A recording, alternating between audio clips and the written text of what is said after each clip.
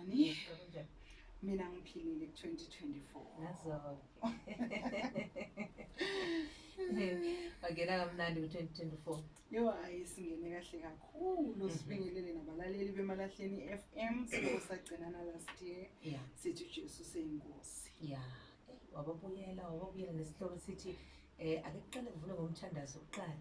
Bethi bewakha lo muzi bebebazi ukuthi uma beguqa bekhuleka every day noma beyolala noma ke bephuma ezindlini zabo ufuna bazi ukuthi bakhulekelana emshadweni wabo. Definitely, Sponono, this is a very, very, very important topic. Know how to pray for your marriage. The reason we decided to usiqale ngale topic unyaka ka-2024, ngiyacabanga ukuthi nawe you have experienced i-challenge abantu abanayo. People don't know how to pray. That is why uma ku-arise ama-challenge, uma baba nezinkinga, they always want a pastor next to them. But it is time that we teach people ukuthi anybody can pray as long as umntwana kaNkulunkulu. Because you cannot expect ama-benefits wezinto zikaNkulunkulu kodwa ungasumntwana kaNkulunkulu. So to the body of Christ, you must know how to pray for yourself. Most of the things azidingi ukuthi kuze kube khona uPastor Busi of uPastors Bani ukuze kube nendlela kuzo noma ukuze uthole ama-solution wazo, but you just need to understand ukuthi indlela yokuthandaza yile, and once you grab the proper way of praying, because we're never taught how to pray, but we're always told ukuthi thandazani. But not everything fanele iye edolweni, zikhona ezidinga isitulo, zikhona ezidinga ukuthi uthule ukuze uthole isolution yazo. So it is very much important that we teach the body of Christ ukuthi sikhuleka kanjani for us to get answers. Siyabonga kakhulu. Sawubona bahlelo. Siyabingelela umsakazi kunjani? Thina siyaphila ku-2024 sithemba ukuthi ke nawe ungene kahle enyakeni omusha. Usuwenzile uNkulunkulu, sibonge kakhulu. Siyabonga kakhulu. Awusile type mose ethi izothandaza ngo-12 ikhohle ukuthi unyaka noma isikhathi noma izinsuku aziqale ngo-12 ngomhla ka-31 kodwa ile type mhlawumbe ethi ngizokhuleka every day. uNkulunkulu udunyiswe uphakanyiswe every day. Yeah. Asivule baba. Baba egameni elihle lamandla Jesu Kristu uNkulunkulu nomusa wathembekile. Siza kuwe ke Nkosi yamakhosi, siza kuwe simakade. Dilize yonke baba imoya obumnyama, dilize bonke Nkosi egameni lamandla Jesu Kristu. Sisakhuleka Nkosi namandla, dilize baba yonke imoya egameni lamandla Jesu Kristu udididilosho. Dilize Nkosi namandla imoya baba yobudo, na yonke baba imoya ekhona, baba mama mate, na yonke imoya Nkosi ekhona uBahamoto ozizadeni uLeviathan. Baba neziphatho zabo zonke siletha kuwe Nkosi namandla, sithi baba asithule thina esikhuluma ngezwi lakho, sakhe imizi yakho Nkosi, sakhe imindeni yakho, sandle ibandla lakho egameni lamandla Jesu Kristu. Akekho uNkulunkulu ufana nawe naphakade. Amen. Amen. Sithi ke akakhulu yena sinciphe thina. Kunjani? Thank you. Nasi isihloko mambusi obashaya ngaso namhlanje savula nje onyakeni beshadile bebona ama-ups and down womshado wabo. Abanye baze bafuna ukuthi kwangathi angabuya aqale phansi abuyele emuva. Omunye azathi ngiyahlala mina la ngenkani, omunye azathi hayi mina sengizosebenzisa this and that and that and that. Kodwa wena ubazela mina ngibiza ngokuthi ikhemi, angithi bathi kunesidliso, bathi kunekorobela, kunebheka mina ngedwa, kodwa this is the chemical engasoze wayiphuca umuntu. Yes, isikhali oyosibamba ngisho noma ngabe uthi uyokhala kubazali bakho bakutshele bathi did you start praying before you come to us and tell us about inkinga yakho and all that. Yes. Sponono umthandazo balulekile. Yeah. Lithi izwi lenkosi, it is the communication between us and God. And communication between thina noNkulunkulu. Kufanele siqale ngokubuild ubudlelwane. That is why kubalulekile ukuthi umuntu omusha othi mina ngiyamthanda uNkulunkulu futhi ngiyamazi, aqale manje ukuphila impilo yobungqwele, aqale manje ukwakha lo budlelwane noNkulunkulu, aqale manje ukukhuluma noNkulunkulu. The most important thing is to build a relationship noNkulunkulu, of which akunasikhathi sokuthandaza. Yes, there are specific times that we know ukuthi these are the times ezi-specific esenza ngazo some of the things. But each and every moment, each and every second oyitholayo, you need to stay in prayer. Because prayer, it is very much important. Ukucommunicate nobaba, ukucommunicate noNkulunkulu. When you are in a relationship with someone, a relationship yenu ikhuliswa ukuthi each and every time nibe nama conversation, kube nesikhathi nibe together to share some of the things. NoNkulunkulu kunjalo, you need to spend more time kuNkulunkulu.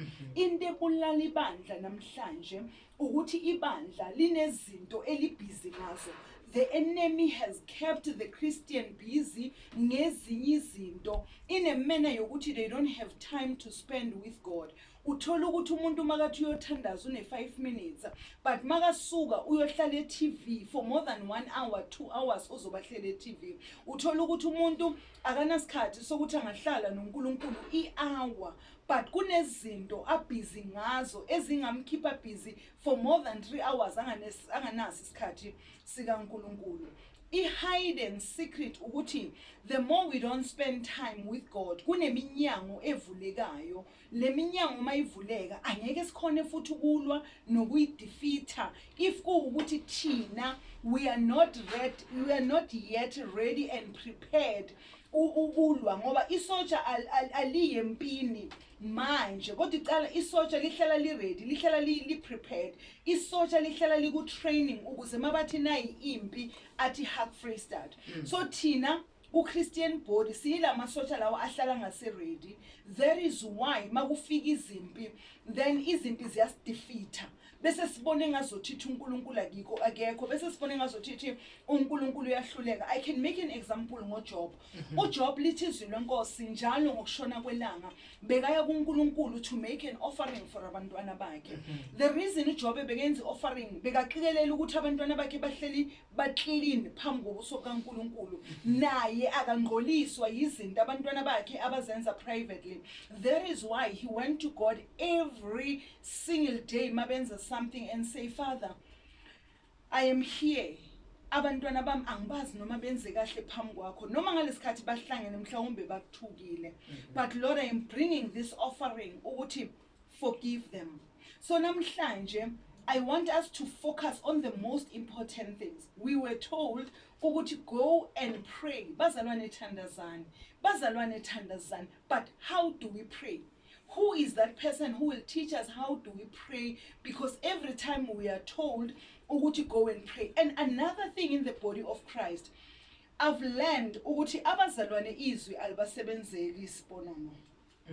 And I understand ukuthi why izwi lingabasebenzeli abazalwane. But kunabantu engafuni nokuba mention liyabasebenzela izwi, and bona they've copied into yethu, but izwi liyabasebenzela even though balenza opposite of what the word is saying. So thina singamakholwa I've learned ukuthi it is very difficult ukuthi izwi lisebenzele, because izwi siponono it's not just a book. But it's the word of God. Lithi izwi lenkosi liphefumulelwe iBhayibheli. So iBhayibheli maliphefumulelwe, everything that we need in this life, iBhayibheli is our map thina bazalwane. Because ayikho into esibhekana nayo empilweni engekho ezwini lenkosi. And there is nothing as tasty efana nezwi lenkosi futhi. Kodwa iBhayibheli angeke ulifunde bese ucabanga ukuthi uzolimastera bese ucabanga ukuthi uzoyenza research. You need a revelation from the Holy Spirit.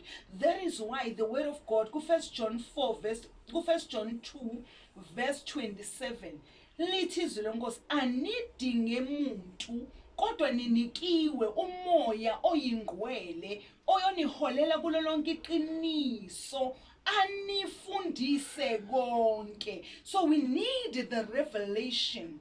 We need the discernment of the Holy Spirit to guide us ukuthi lezwi njengoba libhaleke ngalendlela lisho ukuthini. This is not just a module or a book that you can just read and understand and then sasiyobhala test, but this is your lifetime map ozohamba ngayo empilweni, odinga ukuthi makuvuka izimpi bese kuwe kuvuka izwi. Siphile esikhathini la abazalwane makuvuka izimpi izwa likho fanele azayovula iBhayibheli. Kanti uJoshua wachaza ukuthi le ncwadi yomthetho mayingasuke elimini lakho, mayingasuke elimini lakho kodwa sindla ngayo ubusuku nemini, so that when the battle begins, noma ngabe kusebusuku noma ngabe kusemini noma ngabe usemsebenzini noma ngabe useteksini, kodwa ukwazi ukulwa lempi, knowing very well what does the scripture say. Sponono, talking about prayer, one, we need to understand. Namhlanje ngibhala ama points ngathi mangibhala ngaphinde futhi ngabhala na some of the scriptures abazo refer kuzo. Yes, for every Christian there is a standard procedure for every Christian eyi 3 foot. Siyayazi sonke i 3 foot, alikho ibhodi eliqine njenge 3 foot. But i 3 foot liqinile linomzimba omkhulu. Kunento emisi 3 foot yizinyawo. Lezi nyawo mawuthi uyazibheka Sponono zincane kabi kunalomzimba, but lezi nyawo zikwazi ukumisa umzimba ongaka we 3 foot. So ikholwa lizomiswa yilezi nyawo ezimisa 3 foot. Yini le 3 foot yethu sizosithi 3 foot is because of izinyawo zalo not umzimba walo. Eyethi 3 foot njengamakholwa umthandazo, ukuzila ukudla nokufunda izwi. Hayibo yinkinga lezinto ezintathu.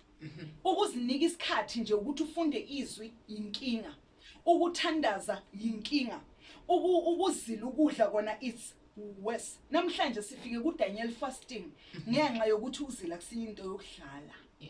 Ukuzila kuyabiza kakhulu, kodwa simele ukuthi sizile ukudla, because what the scripture says about fasting, it's a very important thing, of which siyayimisa uma sesingena kubo Daniel fasting.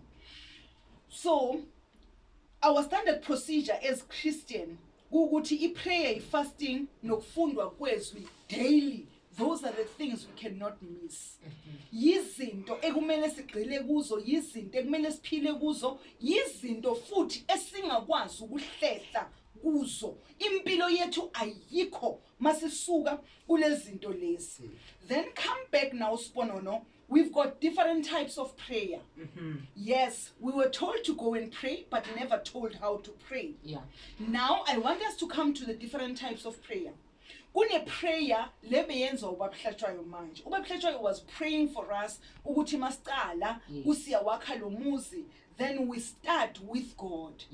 Bese there is a prayer engadingi ukuthi ukhuleke njengoba buhlatshwayo, but edinga ukuthi udonse isitulo ukhulume noNkulunkulu ngathi ukhuluma noSponono.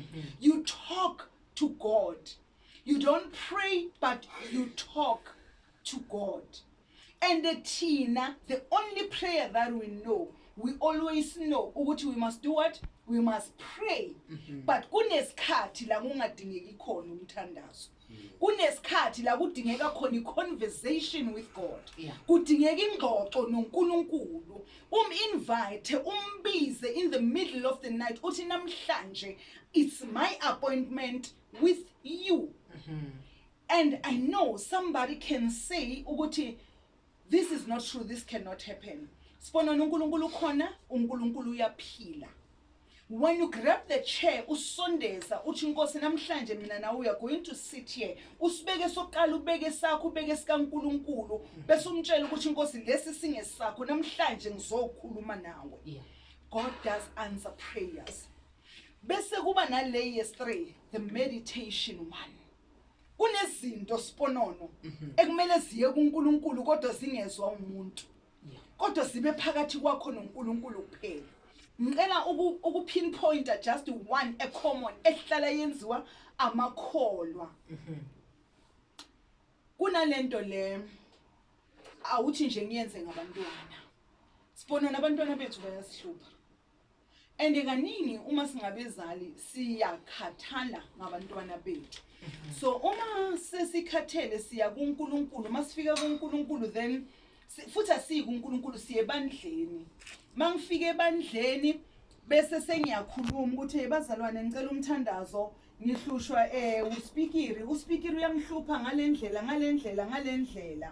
Ngaleso sikhathi uelaborate, ngaleso sikhathi ubusy uthi uhlushwa uSpeaker, ngaleso sikhathi umenshina zonke lezinto lezi uSpeaker akuhlupha ngazo.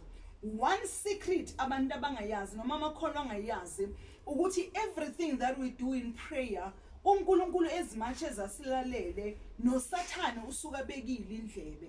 So uSatan can only work on what he hears, while God can work on what he hears and can work with what is in your heart. Because uNkulunkulu lithi izwi lakhe ubona okuphakathi ekujuleni kwenhliziyo. So uNkulunkulu, even if you didn't open your mouth and speak, uNkulunkulu will still be able to understand what is in your heart before you can even say it. So umukhuluma kaningi the enemy is listening and uNkulunkulu lalele. So now so khulumile wena bazalwane ngicela umthandazo uSpeaker ubhema ama drugs. Bazalwane uSpeaker uyatshontsha. Bazalwane uSpeaker uyadakwa. Uyabona bazalwane wena genuinely when you are speaking to God, not knowing that the enemy is listening. The question I don't want to answer you, but I want to pose a question to you. Ukuthi, have you ever noticed ukuthi every time you ask the prayer but ayikho into eshintshayo, kunokuthi lento ishintshe ibe worse, then you need to ask yourself a question ukuthi mara njani. Abanye baze bakhipha statement ukuthi kunini ngikhulekela lo mntwana lo. I've been praying for this child for years, but there is no change even up to now.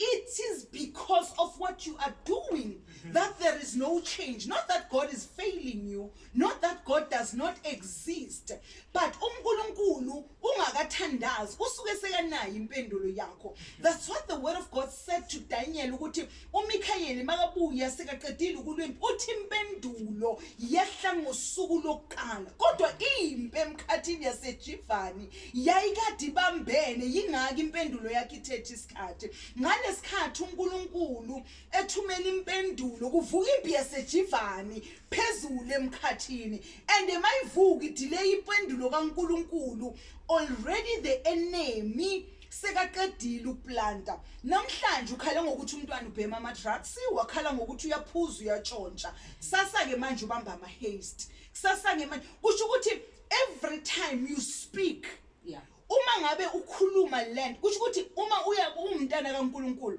you need to understand ukuthi yini lengizoyivulela umlomo, yini lengeke ngivulela umlomo. Inkinga ekukhalisa izinyembezi, inkinga edabula inhliziyo yakho, ungalingi uvule umlomo wakho uthi uyathandaza. Meditate about it, take it to the Lord in a silent prayer, la isitha singeke sikuzwe khona. Uma ngabe awukhona ukukwenza in a silent prayer, rather thank God about the problem rather than cry to the Lord. Because mawukhala, the enemy sit down namademon wakhe, but okay, inkinga yakho ukuthi manje uyabhema uyaphuza, inkinga yakho ukuthi uyatshontsha, bekasakwenza endlini ake sitshintsheni iangle. Now we're going to turn things upside down. Why are we turning things upside down? Sifuna ukumnyakazisa kakhulu, siyenqa siyakubomakhelwane. Uma ngalo ukuthi this thing was happening in the house, but now the problem, this thing ayisayenzeki kuphi endlini, seyenzeka ngaphandle. Seqala umakhelwane manje athi yazi umfana wakho ungenile, yazi kulahleka iharafu. Mawubuye wena ebazalwane ngicela umthandazo, yazi umntana amsekangene labo makhelwane. The problem will keep on escalating because it's not the problem you're supposed to open your mouth to, but you're supposed to meditate about it. Cry in your heart. Ukhale enhlizweni yakho kodwa khalela uNkulunkulu. God can read our tears. So anything that's giving you pain, ungazami nokuzama ukuvula umlomo ngayo. That's where we separate our prayers. Ukuthi into ekunikeza inkinga nento ekuzwisa ubuhlungu, ungavula umlomo uthi uyathandaza, thula and just meditate about it. And don't meditate while you are still angry. That's another thing about prayer. That is why abantu bathi uNkulunkulu uthathe ekudeni ukuphendula, uNkulunkulu esheshe ukuze uNkulunkulu uthathe ekudeni ukuphendula. No, God is not like that. uNkulunkulu namhlanje usaphendula instantly. Sponono, when you're too excited, don't go to prayer, because you're going to make promises that you're not going to keep with God. And God, everything is seeing when God takes it serious. Number 2, when you are too angry, never go and make a prayer. Ungalingi uthandaze kube wena uthuthele, ngoba izinto ozozishe emthandazweni uzoziripha, zizohlala esandleni sakho, zizohlala emndenini wakho, bese uyabuya uyakhala uthi lesikalekiso zibuya. Kanti yilezi zinto zishe emthandazweni because bowuthuthele. Kunabantu abaningi namhlanje baphila nezinto ebangazithandi ngenxa yezinto ebazikhuluma emthandazweni ngoba bebathuthele. When you're excited, stay away from prayer. When you're angry, stay away from prayer. Prayer ifuna umuntu osober and collected, umuntu osezingqondweni, so that you understand what you are saying to your God, so that you understand what you are saying to yourself. When you pray, you need to listen to yourself. When you pray, you need to listen to yourself. Don't just pray, but listen to yourself. Ngoba lezinto ozikhulumayo, some of those things may hinder you, some of those things can make you go far. So, prayer is very much deep. I see logo esiloko sitshela kona ukuthi hamba uyothandaza. So, lana I was just elaborating ukuthi one, as Christian, it's our standard prayer, fasting prayer, and reading the word. Number 2, the types of prayer. Siyathandaza, siyakhuluma, siyameditata in the presence of God. So, prayer is very much important. And before, Sisuka Sponono, can I explain another 3 things? Yes. Uyabona zonke izinto zami zihamba ngokuthathu. Yeah. I-3-fold, it's prayer, fasting, and read the word. Basically, the types of prayer: we pray, we talk, we meditate. Then, umthandazo Sponono is uhlukene kayi-3. Yes, the prayer is differentiated into 3 parts. Kunesikalo, kunomzimba, bese kuba nesiphetho. Isikalo emthandazweni kungukuphenduka. Hayi abazalwane bayilahlile na yinto. Bathi bona basaphenduki because they live in grace. We repent every single day when we go in prayer. Kunalo mhlabelelo othi ngisolwe umoya okaNkulunkulu ngisemthandazweni. Kunesikhathi uthi uyathandazwa emthandazweni ungakaqali nokuvula umlomo, kodwa umoya kaNkulunkulu akusole. Uma ekusola kusho ukuthi phenduka, angeke ukwazi ukundlula ungakaphenduki. Umoya kaNkulunkulu akasoli into engekho nenga exist. So it is very much important ukuthi uma uyikholwa, you know ukuthi prayer is different into 3 ways. You repent, so uphendukile, uzendlale wena, uqala uzinikele wena, uzendlale kuNkulunkulu, uqala intethelelo. Usaqala leyo ntethelelo uvuma ukusolwa umoya kaNkulunkulu, uzothi lapho sekaqedile ngawe uyadirect umoya engcwele akutshele manje ukuthi yabona manje so ngaya ku the next stage. That's when now sesiqala sibongelela, that's when now sesiqala siqela kuNkulunkulu mangabe siyoqela, that's when now sesiqala sindlala indaba yethu ukuthi mhlawumbe Nkosi ngisempini ngilwele njengoba walwela uJoshua, kodwa mina sengindlule kahle noNkulunkulu. And uma ubridge umthandazo akuhambeki emthandazweni mawujumpa le steps.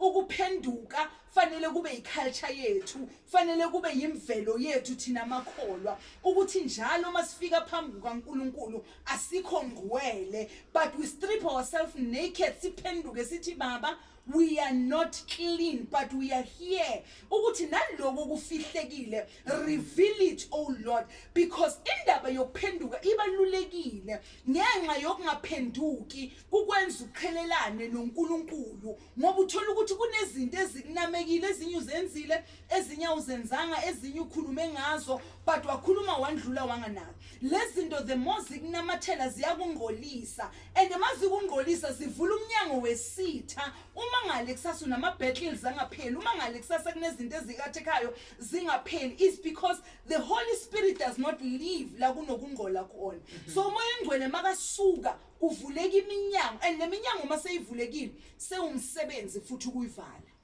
Kodwa uyivule wena ukhuluma ujoke wenza nani indaba zokuthanda ukudlala ama joke. Anything you say with your mouth, anything, not less but anything you say can hinder or can make you prosper. So noma ngabe siyadlala kunezinye izinto that can hold you captive. Uthola ukuthi uyamangala ukuthi mara ngifike njani la lenkinga esenginayo ngifike njani. It's because you have opened a door now to the enemy. But bodlala and you were not aware. But if you went to prayer and say, God, forgive me, then emthandazweni uNkulunkulu bekazokutshela ukuthi okay, hamba uyolungisa la, hamba uyophenduka kusipona. Ezinye umoya engcwele uyakutshela athi ungakaqhubeki, hamba uthatha ifone uphenduke kuzibani, phenduka kuzibani. Bese umuntu athi hayi mina ngeke ngize ngikwenze lokho. Then the last one kuba ukubongelela uNkulunkulu. It is only God who deserves the glory.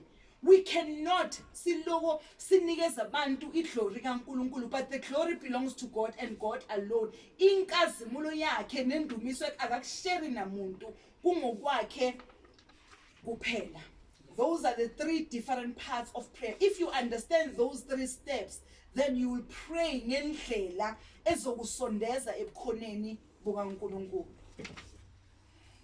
Sibonga kakhulu kanti isikhathi sami siyashuthi ke 46 minutes after 8 isashintsha sathi ke 47 minutes after 8 isikhuluma naye ke umama usisiwe ehlatshwayo noma lo pastor usisiwe ehlatshwayo kanti ke sikhuluma ke lapha indaba yomthandazo ukuthi ke how to pray for your marriage. Ambusi naba bashadile manje njengoba bashadile so baqalaphi baqala ngani baqala kanjani ukuthi bakhuleke into ebalulekile ukuthi abazalwane mabangena emshadweni automatically fanele siba nayo lifestyle yokuthandaza. Yeah. Kodwa uma ngabe kungena abantu abangakholwa abasindiswe sebasemthandazweni, the first thing that they need to do ukuthi kubalulekile le is critically important lengizoyisho. Yeah. Uma seni couple noma ngabe ninesikhathi la nikhuleka khona separate, but spend most of your time together in prayer. Awukho umthandazo onamandla njenge couple ethandaza together. Yeah. And that's what the enemy is fighting. The reason the enemy is fighting marriage because umshado into kaNkulunkulu and he knows ukuthi umshado united cannot be broken easily. Yes. So the most important thing ukubuild the relationship with God. Then when you build, the more you build the relationship with God, umoya engcwele usuka khona, then umoya engcwele will lead you step by step where to go up until at the end. Mhlawumbe baba khona mhlawumbe ufuna ukusho mhlawumbe ufuna ukugcwalisa kuloko mama esekushizo esekhothile lokuthi ke ufuna abalandele ziphi indlela zokukhuleka.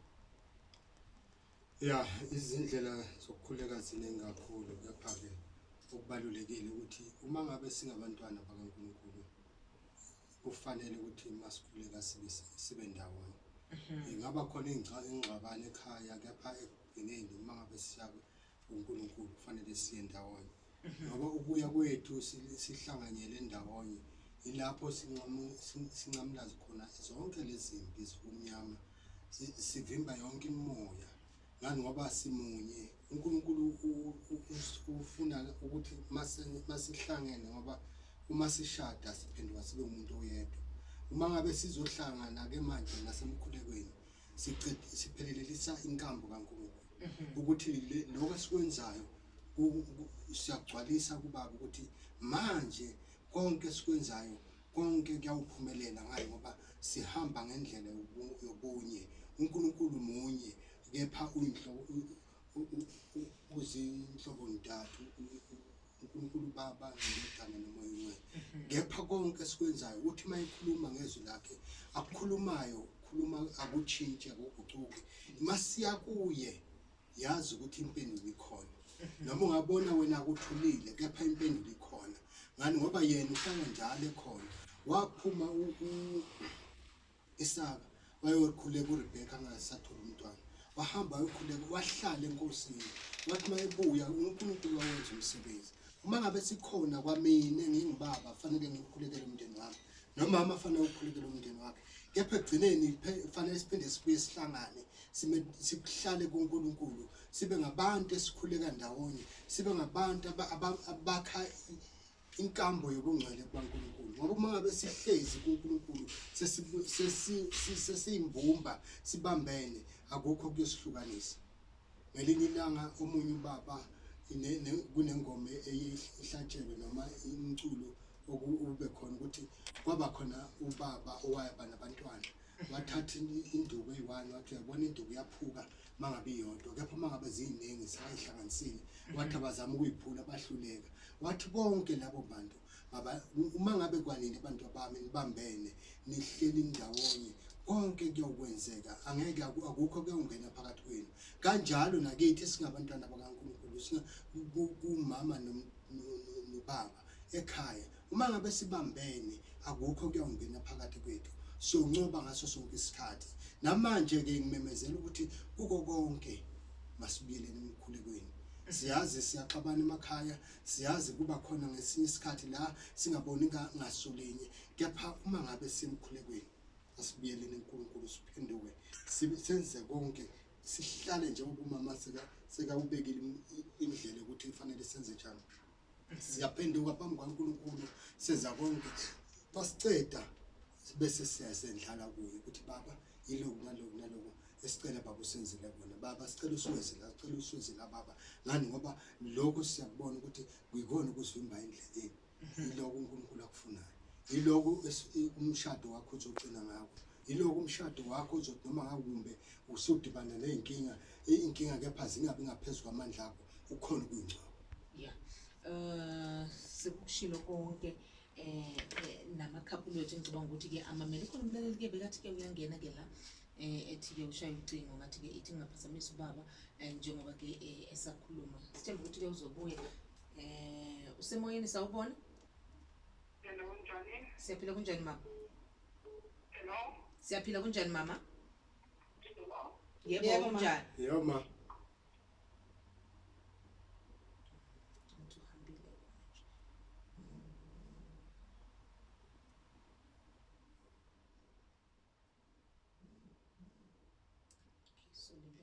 futhi ke ngoba ke ngathi ke bewamabili kodwa ke yaphazamisana ke manje uma ethi ke eyangena but ke sisakhuluma ngako ke lokho ukuthi ke ukuthi ukhulekele umshado wakho ngiyayibona mambusi omama kakhulu yibona abanokukhuphukela entabeni yibona abanokuzihlupha bakhuleke uma ngabe ke bekhona emshadweni uthola ukuthi ubaba kayingeni but umama yena ekhuleke yedwa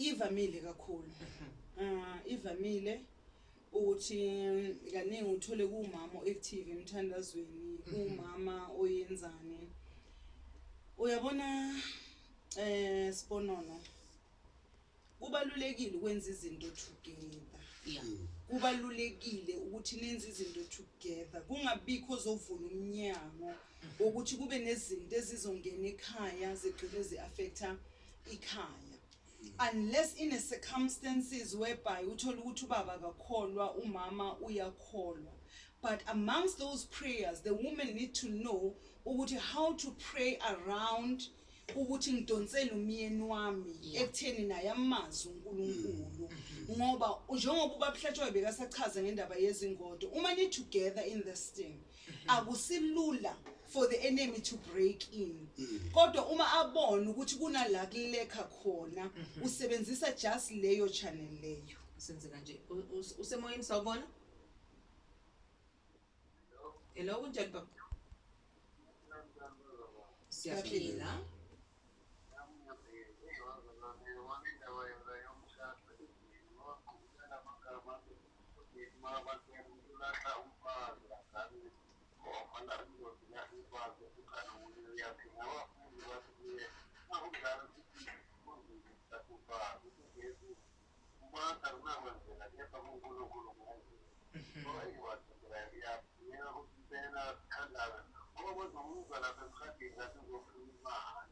yeah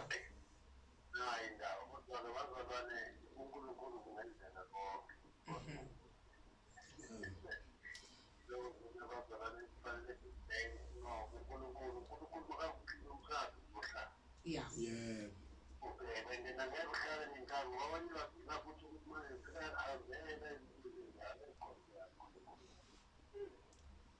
Yes.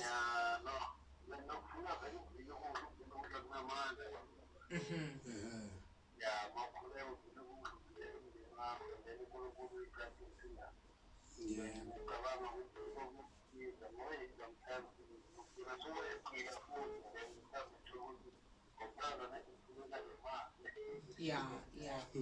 Sibonga kakhulu baba. Yebo.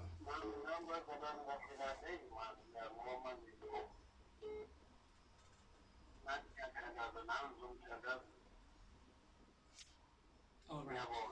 Siyabonga Siyabonga. kakhulu. Siyabonga. Isikhathi sethu sele lemizuzu emithathu ngaphambi kokuthi ke siqede. Mambusi bowusayivala ngicela ungivalele yona. Sibese awuthi sithi kanje. Usemoyeni sawubona? Siyaphila kunjani ma? Siyaphila ngumthulane mina ngicela ukubuza ukuthi kwesikhathi kuyenzeka ukuthi uhlukana nomuntu aphinde abuye. Ngicabanga ukuthi uthulani mhlambe ubengamamelanga ukuthi ke sikuphi kahle kahle. Kodwa ke mambusi ngicela ukuthi ke usale ke ungivalela yona sibese ke sishaya nama announcement wakho.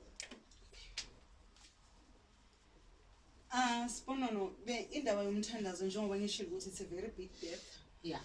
Deep kakhulu. We're gonna come back with the very same topic next week. Yeah. To elaborate further ngendaba yomthandazo because namhlanje semane sathatha ama-basics wakhona. Yeah. But in closing, can I just give them these scriptures so that next week when we come back they have a clue. Abantu benza meditation in the word of God. Lichizwe lenkosi uIsaac mayebona inqola ziza noRebecca, he went to wayehlathini kwakusentambama and he went there to meditate noNkulunkulu. That was Genesis 24 verse 63.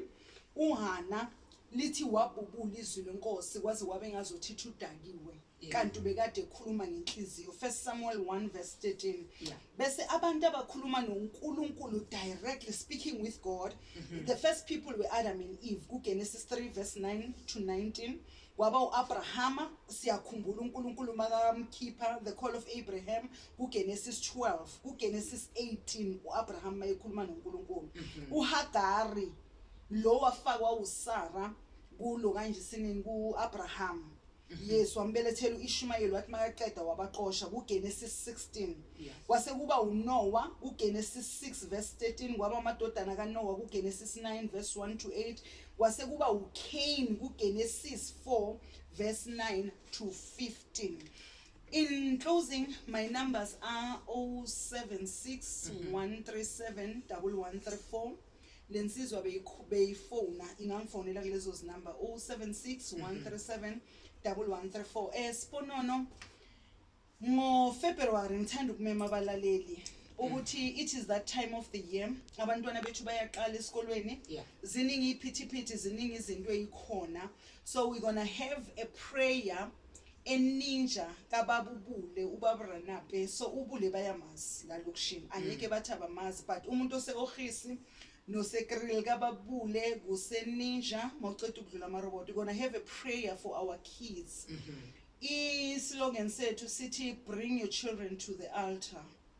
Bring your children to the altar. I will confirm the date next week, but besihleli is 10 February 2024. Bring your children to the altar. It is time unyaka usaqala. We give okay 9. Yeah. Mara bese siqedile. Yeah. Oh ayi cha kusemalahleni la. Yo ayi masipala wethu.